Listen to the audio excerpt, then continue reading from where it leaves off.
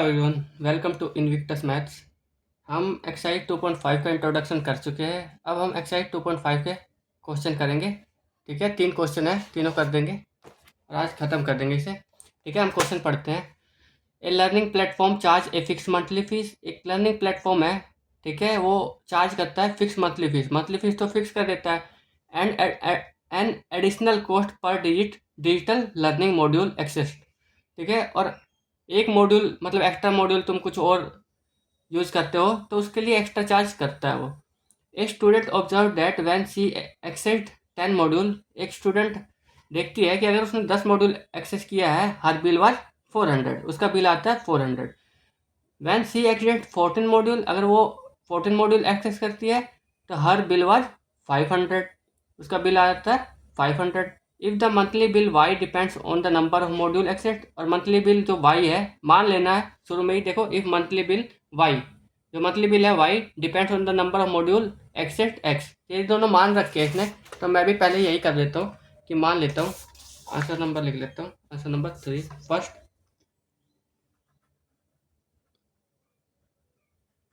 Answer number first क्या बोला है वाई को बोला इफ़ द मंथली बिल को लेट करने की जरूरत नहीं है क्योंकि उन्होंने दे रखा है मंथली बिल वाई रुपीज़। ठीक है, मॉड्यूल एक्सेस, ठीक है, मॉड्यूल एक्सेस एक्स है।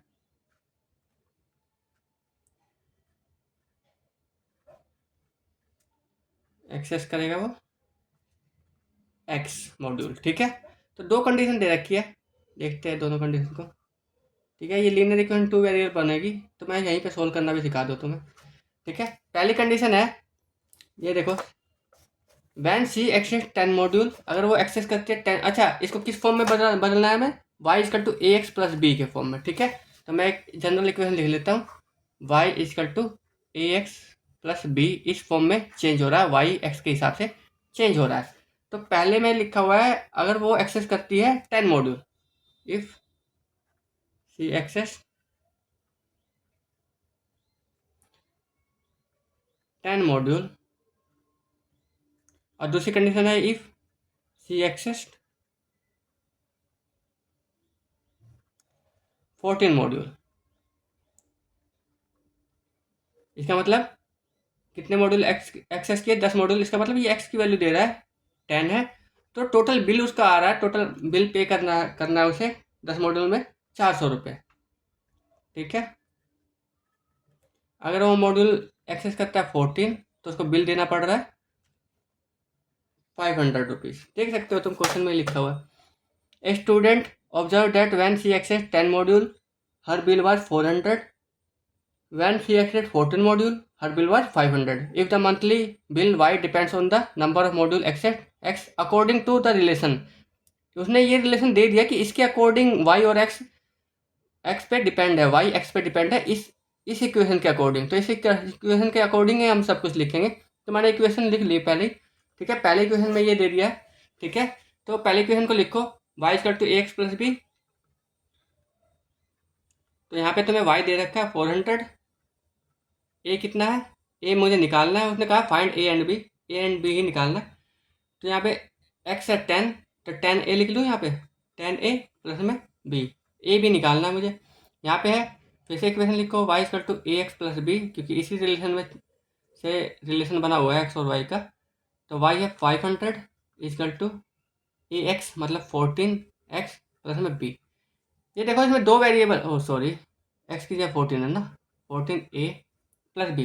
देखो ये पहली इक्वेशन है, ये दूसरी इक्वेशन है, देख रहे हो, ये है linear equation in two variable. ठीक है, linear equation in two variable को सोल्व करना मैं एक एडिशनल वीडियो डाल दूंगा। ठीक है, इन बेसिक्स में करके। ठीक है, कि लीनियर इक्वेशन टू वेरिएबल को सोल्व कैसे करते हैं। इन्होंने सीधा ही दे दिया क्वेश्चन कि निकाल लो, तो मैं तुम्हें सब्स्टिट्यूशन मेथड सिखाता हूँ।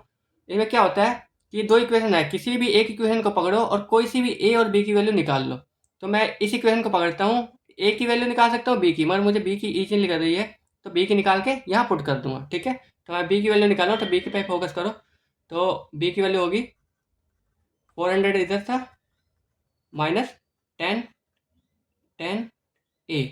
ठीक है, इसको मैं पुट कर दूंगा यहाँ, ठीक है, किसी जगह बी की जगह ये लिख लूँगा, तो ये हो जाएगा 500 equal to 14 a plus b की जगह क्या लिखूँगा 400 माइनस 10 ए, ठीक है। अब इसको सोल्व कर दूंगा, ए निकल जाएगा, ठीक है। इसको कहते हैं सब्स्टिट्यूशन मेथड। ये यूज होता है लीनियर इक्वेशन टू वेरिएबल हो, जब एक वेरिएबल दो वेरिएबल, एक वेरिएबल दो वेरिएबल, जब दो इक्वेशन हो और दो वेरिएबल हो तो ऐसे सोल्व कर सकते हैं, ठीक है। तो इसको सब्ट्रैक्ट करो, ए से ए कैंसिल होगा तो ये 4a इधर आएगा और इधर आएगा 500 था, 400 सब्ट्रैक्ट होगा तो 4a इजकल टू 100 और ए आ जाएगा 25, ठीक है। ए आ गया 25। अब यहाँ पे पुट कर दो, तुम्हारा बी भी आ जाएगा वापस। तो बी की वैल्यू क्या थी, बी की वैल्यू तो 400 माइनस 10 ए की जगह रखो 400 माइनस 10 25, तो ये आ जाएगा 400 माइनस 250 और ये आ जाएगा 150। तो बी की वैल्यू आ जाएगी ये। उन्होंने कहा था फाइंड ए एंड बी, ये तुम्हारा ए और बी निकल गया। ये है आंसर नंबर पहला। आंसर नंबर दूसरा भी सेम है, आंसर नंबर तीसरा भी सेम है, तो मैं बिल्कुल एग्जैक्टली ऐसा ही करूँगा। हम देखेंगे आंसर नंबर सेकंड, पहले लिख लेते हैं आंसर नंबर सेकंड। पहले पढ़ लेते हैं थोड़ा क्या लिखा हुआ है, ऐसे इसी फॉर्मेट में देगा। देखो, a gym charges a fixed monthly fees, एक जिम चार्ज करता है फिक्स्ड मंथली फीस जैसे ऊपर किया था, and an additional cost per hour, और मंथली फीस तो उसने ले ली, अब पर आवर के भी वो लेगा अलग से ही cost per hour for using the badminton court. अगर तुमने उस जिम में बैडमिंटन कोर्ट यूज़ किया तो पर आवर के रुपए लेना शुरू कर देगा वो, ठीक है। A student using the gym observe that, जो स्टूडेंट है वो जिम का वो ऑब्जर्व करता है, करती है, सॉरी सी है यहाँ पे आगे। When she use the badminton court, जब वो बैडमिंटन कोर्ट यूज़ करती है 10 आवर 10 आवर के लिए, हर बिल वाज 800, उसका बिल आता है 800 का। When she use it for 15 hour, जब वो 15 आवर के लिए यूज़ करती है हर बिल वाज 1100, तो उसका बिल आता है 1100। If the monthly bill y, देखो मंथली बिल कितना है वाई, तो ये लिख लेते हैं ये मंथली बिल कितना है, मंथली बिल है वाई रुपीज़, और आगे लिखा हुआ है हर monthly bill y depends on hour of the use of the badminton court x, ठीक है, ठीक है। टोटल आवर जो है उसको क्या यूज कर रखा है एक्स, ठीक है। तो मैं इसको लिख देता हूँ आवर्स ऑफ द यूज, ठीक है।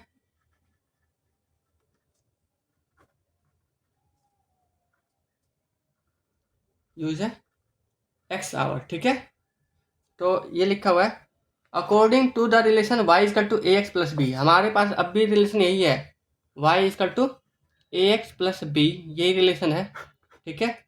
Find the value of a and b, और ए और बी की वैल्यू निकालनी है, बिल्कुल सेम एग्जैक्ट वैसा ही गया है जैसा पहले वाला गया था, ठीक है। अब मैं निकाल देता हूँ ए और बी की, वैसी दो कंडीशन है, ठीक है। पहली कंडीशन क्या है, कितने आवर यूज़ किया है बैडमिंटन कोर्ट, पहली कंडीशन है कोर्ट को यूज़ किया है 10 आवर के लिए, यूज्ड कोर्ट 10 आवर, ठीक है। तो यहाँ पे जो एक्स हो गया वो 10 हो गया, और जो वाई हो गया टोटल अमाउंट कितना पे करना पड़ रहा है उसको 10 आवर के लिए 800 रुपये, तो 800 रुपये वाई हो गया। अब दूसरा यूज़ कोर्ट 10 आवर हो गया, 15 आवर के लिए कोर्ट यूज़ होगा, तो बैडमिंटन कोर्ट है ये, कोर्ट नहीं है, ठीक है, जहाँ पे खेलते हैं, ठीक है, बैडमिंटन, ठीक है, उसको बैडमिंटन कोर्ट कहते हैं। कभी तुम सोचो कि कोर्ट में जाना है, अब एक्स इजकल टू 15 आवर हो गया यहाँ पे 15, और y equal to total cost amount कितना पे करना पड़ रहा है उसको 1100 रुपये, ठीक है। और ए और बी की वैल्यू निकाल लिया, तो वही सेम टू सेम बात है, ये इक्वेशन है, वाई एक्स पे ऐसे डिपेंड है इस इक्वेशन के हिसाब से, तो लिख देता हूँ मैं y equal to a x plus b, ठीक है। वाई हमारा इस क्वेश्चन में क्या है 800 इजकल टू ए जो निकालना है एक्स 10 ए प्लस में बी, ठीक है। ये हो गया y equal to a x plus b, तो वाई है हमारे पास 1100 इजकल टू ए कितना है, ए निकालना है 15 एक्स ए सॉरी ए प्लस में बी, ये दूसरी इक्वेशन। वही सब्स्टिट्यूशन मेथड अपनाएंगे, यहाँ से वैल्यू निकालेंगे, बी की वैल्यू निकालनी आसान है, तो बी की निकालो।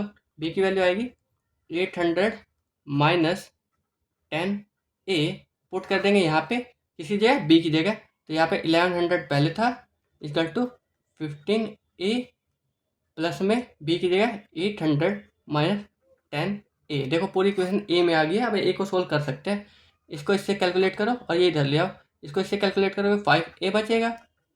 ठीक है, ये 5a बचेगा, मैंने इधर लिख लिया है, और इधर जो बचेगा इस तरफ वो इधर लिख लूँगा, तो 1100 माइनस 800 300 होगा। ठीक है, तो ए की वैल्यू आ जाएगी 300/5, 6 30, तो 60 आ गई।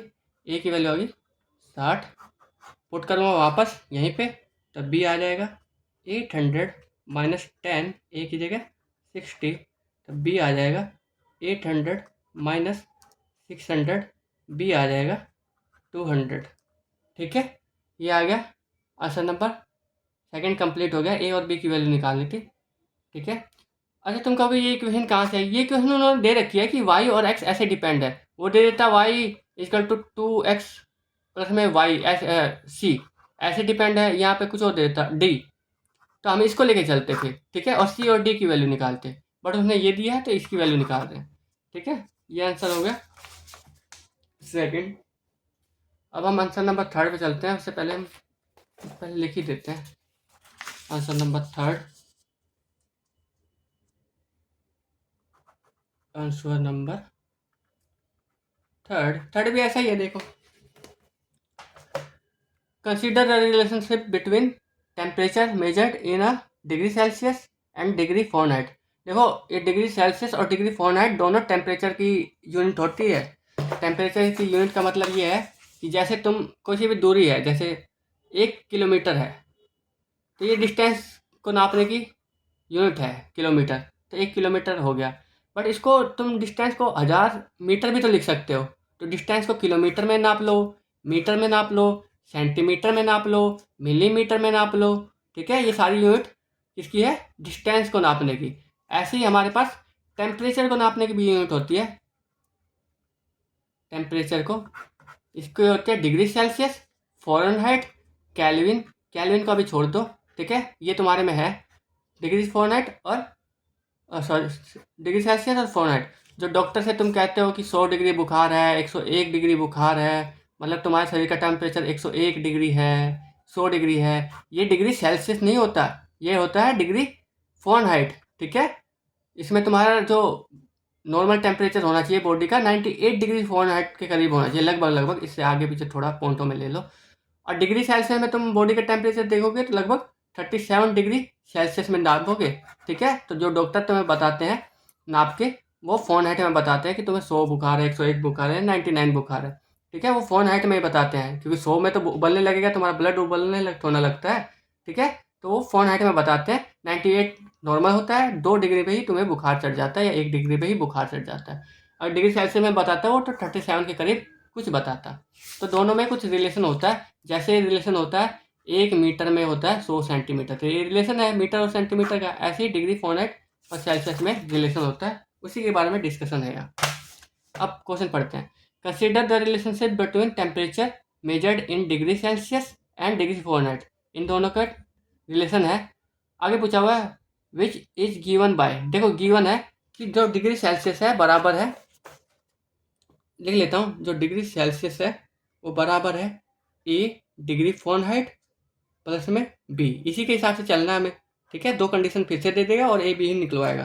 देखो, फाइंड ए एंड बी, लिख लेता हूँ, ए निकालना है और बी निकालना है। सब कुछ क्वेश्चन में ही लिखा हुआ है। ठीक है, given that ice melt 0 degree Celsius, ice melt होती है 0 degree Celsius and but 32 degree Fahrenheit.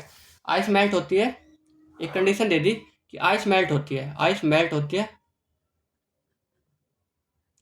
Ice melt होती है, या तो डिग्री सेल्सियस में देखोगे तो, डिग्री सेल्सियस में देखोगे तो 0 डिग्री सेल्सियस, और डिग्री फ़ारेनहाइट में देखोगे तो 32 डिग्री। ठीक है, ये दे दी पहली कंडीशन। सी और एफ दे दिया, तुम सी और एफ रखोगे ए बी में एक इक्वेशन आएगी। दूसरी कंडीशन दे देगा एंड वाटर बॉयल। ठीक है, water boil water boils at, ठीक है, तो 0 degree, sorry, water boils at 100 degree Celsius. अगर सेल्सियस में देखोगे तो 100 डिग्री, और फ़ारेनहाइट में देखोगे तो 212 डिग्री फ़ारेनहाइट, ठीक है। ये दे दी, इससे एक और इक्वेशन आ जाएगी ए बी में। और find the value of a and b, a और बी की वैल्यू निकालनी है। अच्छा, कहीं लिखा नहीं हुआ है क्या? हाँ, यही लिखा हुआ है, देखो, find A and b, a और बी निकालना है, तो निकाल देते हैं। अच्छा, कोई कैलकुलेशन में मिस्टेक हो तो ठीक कर लेना, नहीं तो कमेंट कर देना, मैं पिन कर दूँगा, ठीक है। मेरे पास आंसर नहीं है, मैं सीधा ही कर रहा हूँ बैठ के, ठीक है, नॉर्मली, ठीक है। तो कैलकुलेशन में कुछ गड़बड़ हो तो खुद ठीक कर लेना, खुद भी ठीक ना हो तो वो दे देना मुझे, करके भी मुझे कमेंट कर देना, तो मैं उसको पिन कर दूंगा कि यहाँ पे गलती है, यहाँ पे ठीक कर लेना कैलकुलेशन को। यहाँ पे रखता हूँ मैं, डिग्री सेल्सियस थी बराबर ए डिग्री फ़ारेनहाइट प्लस में b degree Celsius 0, a F 32 है तो 32 ए प्लस में बी, ये एक इक्वेशन आ गई। दूसरी इक्वेशन यहाँ पे देखो, पहले लिख लेता हूँ, degree Celsius equal to a degree Fahrenheit plus में बी, ठीक है, डिग्री सेल्सियस है 100 equal to F 212 a plus में बी। ये दो इक्वेशन आ गई, किसी में से भी ए या बी की वैल्यू निकाल लो, यहाँ से आसान है। इक्वल टू 32 ए माइनस का, ठीक है, यहाँ पुट कर दो तो ये आ जाएगा 100 इक्वल टू 212 ए माइनस 32 ए, ठीक है। तो ये आ गया 100 इक्वल टू, सब्ट्रैक्ट करोगे 180 ए, ठीक है, ए आ जाएगा 100/180, ठीक है। ये 5/, कैलकुलेट करोगे 5/9, 5/9 को इधर रखो तो बी आ जाएगा माइनस का 32, ए की जगह आ जाएगा 5/9, बट ये कटेगा नहीं तो मल्टीप्लाई करते हैं 160 माइनस का अपॉन में 9, तो ए बी की वैल्यू निकालनी थी, और ए बी की वैल्यू तुम्हारी आ चुकी है ये, ठीक है। ये चैप्टर नंबर सेकंड का एक्सरसाइज 2.5 कंप्लीट हो गया है। अब हम 2.6 पे चलेंगे, ठीक है, ग्राफ का चैप्टर हो, ठीक है। आज के लिए इतना ही, थैंक यू फॉर टुडे।